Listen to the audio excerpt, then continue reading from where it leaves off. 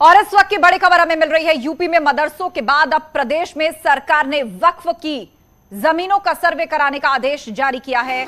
सरकार 1 महीने में वक्फ संपत्तियों की जांच और उसके सीमांकन का काम पूरा करेगी। सरकार ने राजस्व विभाग के साल 1989 के शासनादेश को भी निरस्त करते हुए जांच को 1 महीने में पूरा करने के निर्देश सभी जिलों को दिए हैं। शासन के उप सचिव शकील अहमद सिद्दीकी ने सूबे के सभी कमिश्नर्स और डीएम को पत्र लिखे हैं और कहा है कि वक्फ अधिनियम 1995 और उत्तर प्रदेश मुस्लिम वक्फ अधिनियम 1960 में वक्फ की संपत्ति को पंजीकरण कराने के प्रावधान के बावजूद नियमों की अनदेखी की गई।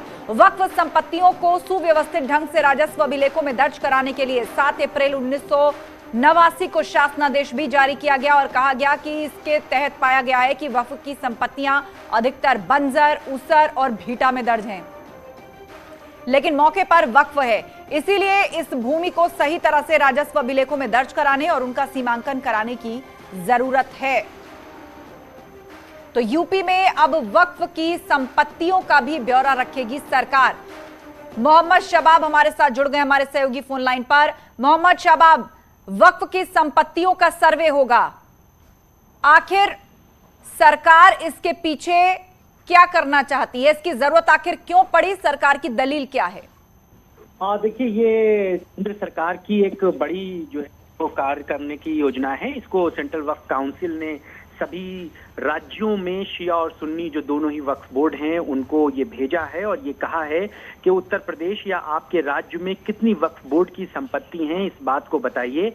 आपकी संपत्तियां जो आपके कागजों में हैं और जो जमीन पर हैं उनमें क्या डिफरेंसेस हैं, संपत्तियों को किस तरह असंवैधानिक रूप से खरीदा या बेचा गया है, कहां पर कब्जे हैं, इन तमाम डिटेल्स को उपलब्ध कराना होगा और इसी को लेकर के जो ये बिल्कुल तो ये पूरा सर्वे यूपी के 75 जिलों में होगा। आपसे चर्चा जारी रहेगी शबाब। इस बीच मोहसिन रजा जी हमारे साथ जुड़ गए हैं, वरिष्ठ नेता, फोन लाइन पर।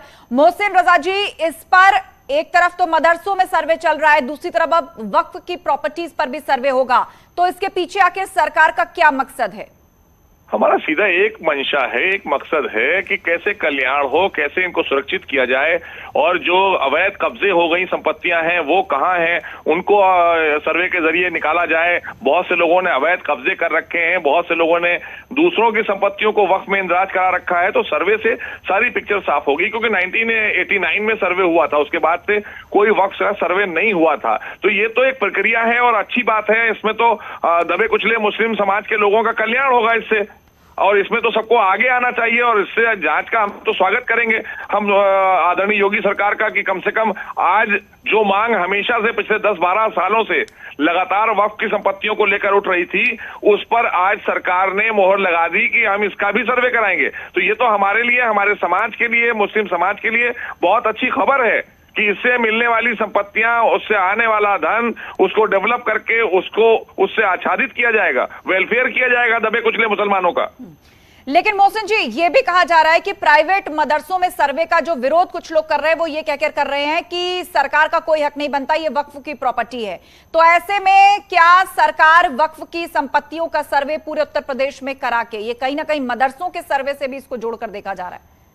देखिए, दोनों चीजें जायज हैं। सरकार को पूरा अधिकार है, चाहे वो मदरसा का सर्वे करे और चाहे वो वक्फ की संपत्तियों का करे। इवन वो हमारी निजी संपत्ति का भी सर्वे करा सकती है, क्योंकि उसे देखना होता है कि वो निजी संपत्ति में किसी और की संपत्ति तो नहीं शामिल हो गई है। अगर वो देखना चाहेगी तो जरूर जांच करेगी। आपको ये प्रक्रिया से तो कोई को भागना नहीं चाहिए, मुझे लगता है सबको सामने आना चाहिए। तो ये तो एक बहुत पारदर्शी प्रक्रिया होगी, इससे तो सभी लोगों को फायदा आने जा रहा है, हमारी प्रॉपर्टियां संरक्षित होंगी। जी, बहुत शुक्रिया हमारे साथ बातचीत के लिए मोहसिन रजा जी। तो यहां पर सरकार का कहना है कि ये बहुत अच्छी बात है, इस तरह का सर्वे होना चाहिए और इससे जो संपत्तियां हैं पूरे समुदाय की या पूरी कम्युनिटी की, वो और ज्यादा संरक्षित होंगी। हमारे सहयोगी इस वक्त शबाब हमारे साथ जुड़े हुए हैं और उनके साथ एक विशेष मेहमान भी हैं। शबाब, अली जैदी इस वक्त आपके साथ है, शिया वक्फ बोर्ड के चेयरमैन हैं, उनका क्या कहना है? पहले प्राइवेट मदरसों के सर्वे को कुछ लोग ये कहकर विरोध कर रहे थे कि सरकार का अधिकार नहीं है, वक्फ की प्रॉपर्टी है, ये हमारे अनुदान से चलता है, इसीलिए कोई, तो अब पूरे वक्फ की प्रॉपर्टी का ही सर्वे करवा रही है सरकार। बिल्कुल, देखिए हमारे साथ शिया वक्फ बोर्ड के चेयरमैन अली जैदी साहब हैं और पूरी क्या डिटेल में लेटर है वो पूरी जानकारी हमारे दर्शकों को बताएंगे। हेलो जी, देखिए ये जो मामला है ये केंद्र सरकार और राज्य सरकार जो है, मेन इसका जो होल मोटिव है वो ये है कि वक्फ प्रॉपर्टीज के ऊपर जो अतिक्रमण है और उसकी जो अवैध बिक्री है इसको रोकना जो है मुख्य जो है सरकार का वो है। वक्फ का संरक्षण करना जो है वक्फ प्रॉपर्टीज का सरकार का मेन इसके अंदर मोटिव है। इसको गलत तरीके से इंटरप्रेट कर रहे हैं कुछ लोग। बिल्कुल भी ऐसा नहीं है कि कोई सर्वे जो है ऐसा कराया जा रहा है कि कोई नई चीज है। सर्वे सरकार कराती रहती है समय समय पे वक्फ प्रॉपर्टीज को बचाने के लिए।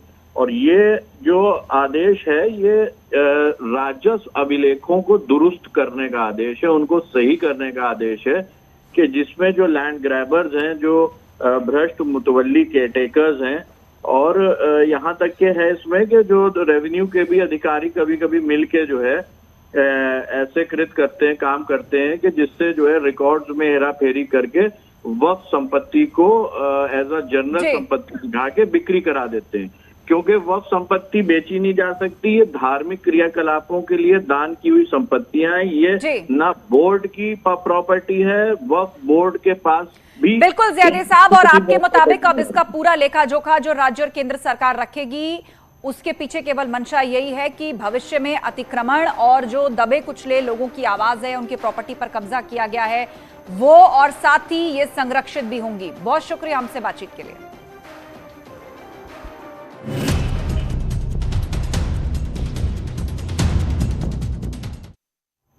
आज विधानसभा के मानसून सत्र में जबरदस्त हंगामा हुआ। समाजवादी पार्टी ने योगी सरकार पर स्वास्थ्य सेवाओं को लेकर जमकर निशाना साधा। समाजवादी पार्टी के अध्यक्ष और नेता विपक्ष अखिलेश यादव ने आरोप लगाए कि यूपी में स्वास्थ्य सेवाएं बेहद खराब हालत में हैं। मरीजों को ना तो डॉक्टर्स मिल रहे हैं और ना ही दवाइयां।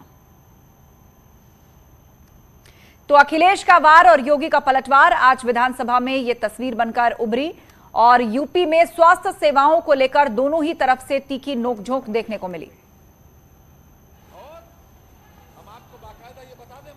कोरोना के बाद और कोरोना के समय पर जो देखा है लोगों ने, आज भी भूला नहीं जा सकता। सरकारी अस्पताल में जाने के बाद जो दुर्दशा कोरोना में हुई, हम अपने अस्पतालों को नहीं सुधार पाए। आप किसी अस्पताल में चले जाइए, पीएससी, सीएससी, जिला अस्पताल, मेडिकल कॉलेज, सब में हाथ खड़े कर दिए डॉक्टरों ने। मैं खुद मौके पर गया हूं जिस समय कन्नौज का मेडिकल कॉलेज बन रहा था। मैंने कोशिश की कि सबसे बेहतरीन मेडिकल कॉलेज बने। वहां 2 विभाग, मैं खुद आंखों से गया, मैंने कहा देखूं वे विभाग चल शुरू हो गए कि नहीं शुरू हो गए। जैसे ही मैं विभागों की तरफ बढ़ा तो मैंने कुत्ते ही कुत्ते देखे वहां। मौत 0 है। ये गोरखपुर जनपद की बात कर रहा हूं मैं। गोरखपुर, ऐसे ही कुशीनगर, देवरिया, महाराजगंज, हमारे माता प्रसाद पांडे जी पूर्व अध्यक्ष जी का जनपद सिद्धार्थनगर, या संत कबीर नगर, बस्ती, इधर देवीपाटन कमिश्नरी के जनपद, इन सभी जनपदों में बड़े पैमाने पर मौतें होती थी।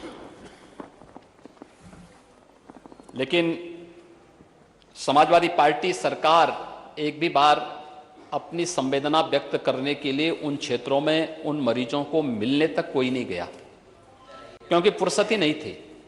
क्योंकि जो मरने वाले बच्चे थे, ये विषय उससे जुड़ा हुआ है, ये प्रश्न इससे जुड़ा हुआ है।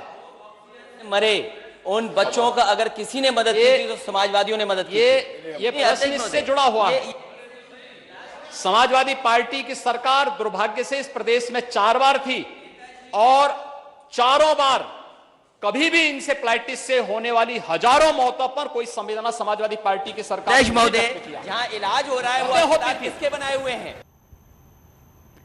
तो अखिलेश ने जब स्वास्थ्य सेवाओं में फंड की कमी की बात उठाई तो अखिलेश का जवाब देते हुए सीएम योगी ने कहा कि प्रदेश में फंड की कोई कमी नहीं है, विकास कार्यों के लिए फंड पर्याप्त है। तो साइबर क्राइम और असले में फर्क ही नहीं जानते हमारे लोग। रास्ते में एम्बुलेंस खराब, तड़प गए, उसी में जान चली गई, एम्बुलेंस के इंतजार में जान चली गई। ये आ गया विषय, आ गया।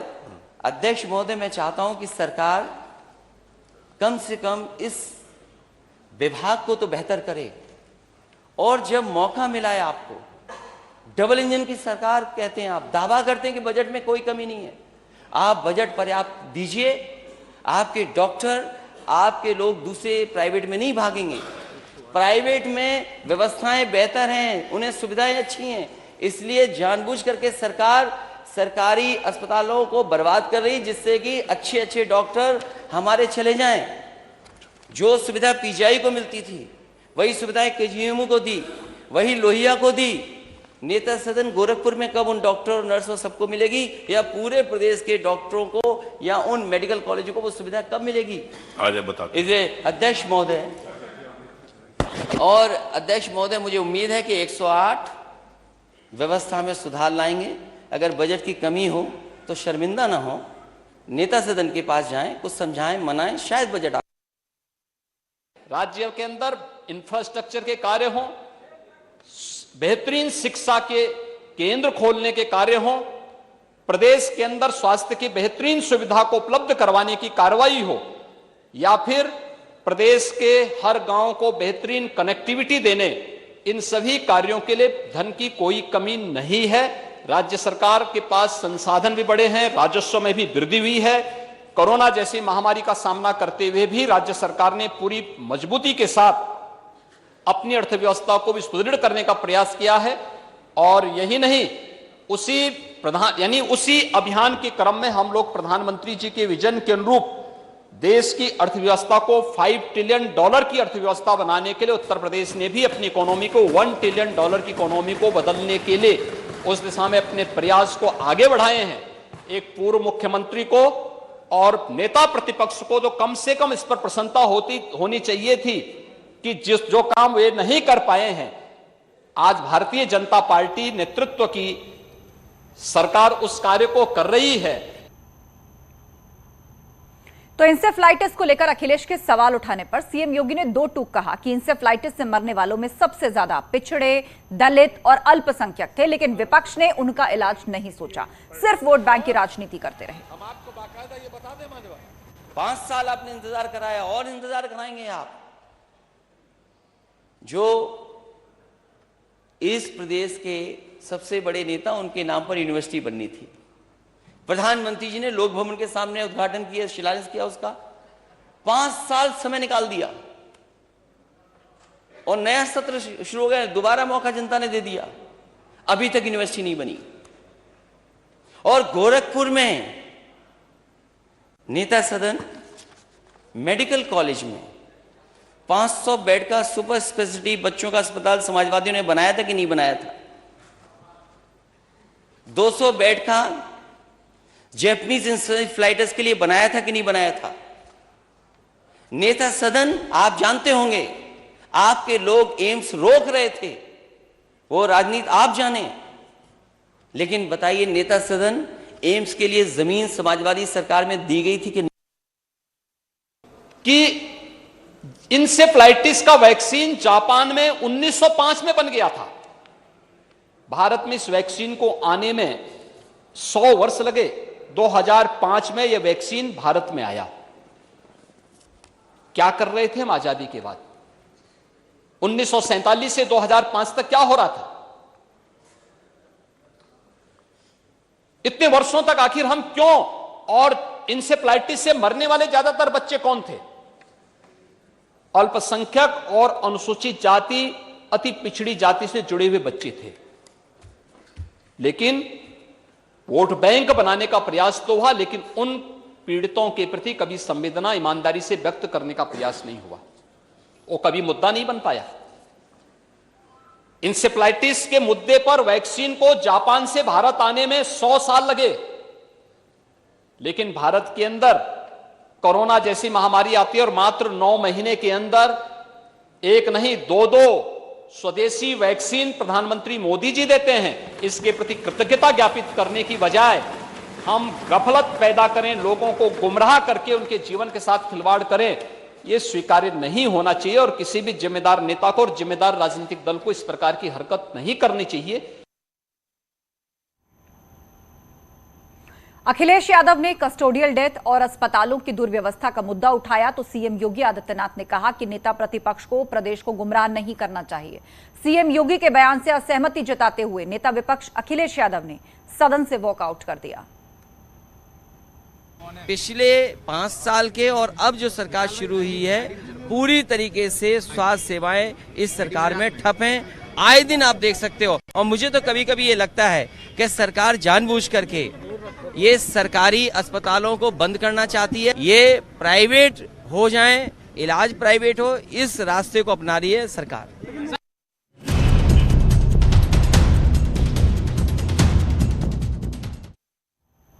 मायावती का समाजवादी पार्टी को लेकर नरम रुख सामने आया है। मायावती ने ट्वीट करके समाजवादी पार्टी के मार्च का समर्थन किया है। मायावती ने कहा कि बीजेपी धरना प्रदर्शन की इजाजत नहीं दे रही, ये बीजेपी की तानाशाही है। धरना विरोध प्रदर्शन करने वालों को गिरफ्तार किया जा रहा है। महंगाई बेरोजगारी के खिलाफ प्रदर्शन रोकना बीजेपी सरकार का दमन चक्र है। तो अपने ट्वीट में मायावती ने कहा, विपक्षी पार्टियों को सरकार की जन विरोधी नीतियों व उसकी निरंकुशता तथा जुल्म ज्यादती आदि को लेकर धरना प्रदर्शन करने की अनुमति नहीं देना भाजपा सरकार की नई तानाशाही प्रवृत्ति हो गई है। साथ ही बात बात पर मुकदमे व लोगों की गिरफ्तारी एवं विरोध को कुचलने की बनी सरकारी धारणा अति घातक। महंगाई, गरीबी, बेरोजगारी, बदहाल सड़क, शिक्षा, स्वास्थ्य व कानून व्यवस्था आदि के प्रति यूपी सरकार की लापरवाही के विरुद्ध धरना प्रदर्शन न करने देने व उन पर दमन चक्र के पहले भाजपा जरूर सोचे कि विधान भवन के सामने बात बात पर सड़क जाम करके आम जनजीवन ठप करने का उनका क्रूर इतिहास है।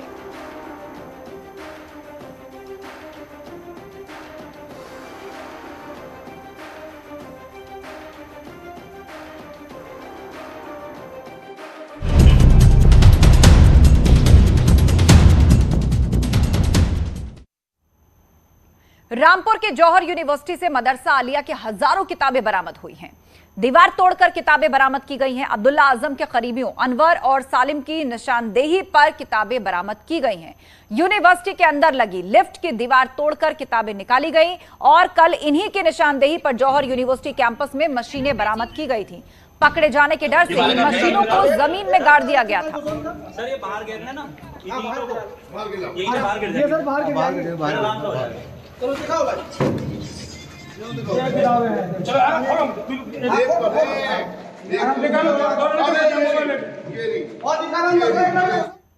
ये नीचे से ऊपर तक सारी किताबें भरी हुई हैं। गिनती अभी जारी है इसकी और बरामदगी भी जारी है। अब इसमें समय लगेगा क्योंकि हजारों की संख्या में किताबें हैं। आगे विधिक कार्रवाई की जा रही है। जो मुलजिम कल पीसीआर पर लिए गए थे, हाँ, जो पीसीआर पर जैसा पीसीआर पे लिए गए थे, जो मुलजिम पीसीआर पर लिए गए थे, तो उनकी आज पीसीआर फिर अप्लाई की जा रही है। उससे कुछ और बरामदगी भी होगी क्योंकि उनका फर्नीचर भी गया था मदरसा आलिया का और तमाम और सामान भी उनका गायब था। आपको बता दें कि आज दीवार से किताबें निकली। कल रामपुर की जौहर यूनिवर्सिटी में पुलिस को खुदाई के दौरान एक मशीन का इंजन मिला था। दरअसल पुलिस ने 2 दिन पहले 2 लोगों को गिरफ्तार किया और जिनसे पूछताछ पर पुलिस को यह पता चला कि एसपी सरकार के दौरान रामपुर नगर पालिका के लिए एक मशीन खरीदी गई थी और जिसे जौहर यूनिवर्सिटी में इस्तेमाल किया जा रहा था। जब 2017 में सरकार बदली तो मामले की जांच हुई और मशीन की तलाश शुरू हुई। आरोप है कि जौहर यूनिवर्सिटी के अंदर इस मशीन को कटवाकर एक गड्ढा खोदकर उसके अंदर छिपा दिया गया। जिन 2 लोगों को पुलिस ने गिरफ्तार किया उनका कहना है कि उन्होंने ही इस मशीन को काटा था और इसे देखते हुए पुलिस इन दोनों आरोपियों को लेकर जौहर यूनिवर्सिटी पहुंची और खुदाई के दौरान इंजन नुमा एक मशीन बरामद हुई।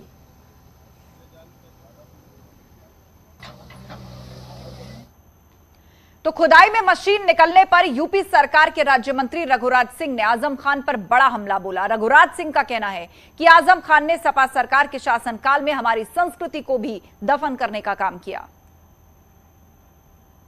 दैत्यों के वंशज हैं, इसलिए उनकी आसुरी शक्तियों के आधार पर उन्होंने जो पहले शासन किया सपा के काल में, तो उन्होंने सब ऐसा दफन किया है हमारी संस्कृति को, यानी चोरी डकैती। उनकी भैंस खो गई तो पुलिस ढूंढ रही है और किसी के यहाँ डकैती पड़ जाए तो कहीं किसी को कोई लेना देना नहीं था।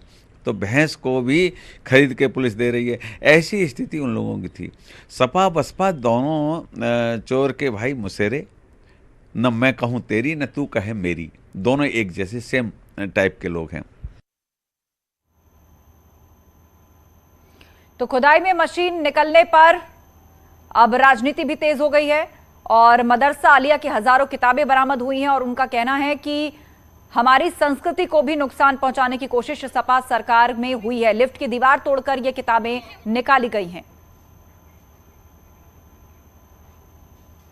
और रामपुर से इस वक्त की बड़ी खबर, पुलिस के दावे को नकारा गया है। आजम के समर्थन में पालिका अध्यक्ष, रामपुर नगर पालिका अध्यक्ष ने दावा किया है खुदाई में मिली मशीन हमारी नहीं है, नगर पालिका की नहीं है ये मशीन। पुलिस का दावा झूठा है, नगर पालिका अध्यक्ष ने ये बात कही है। नगर पालिका अध्यक्ष फातिमा जुफ्ती ने यह दावा किया है।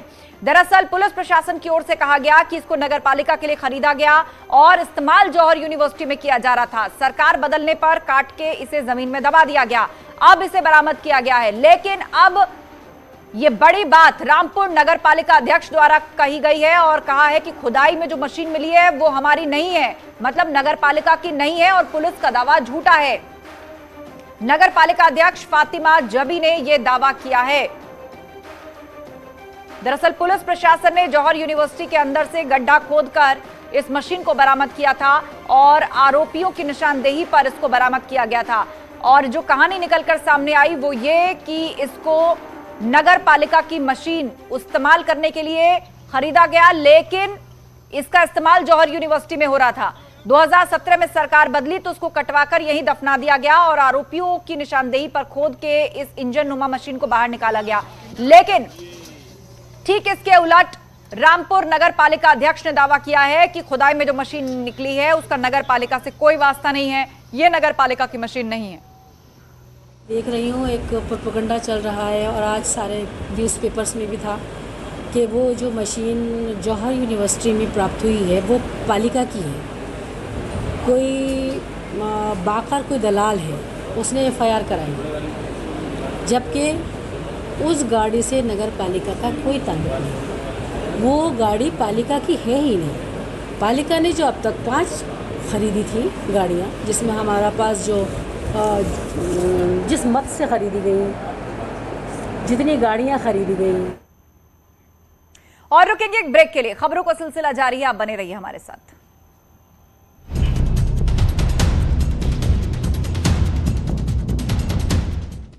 समाजवादी पार्टी का हल्ला बोल अखिलेश यादव की अगुवाई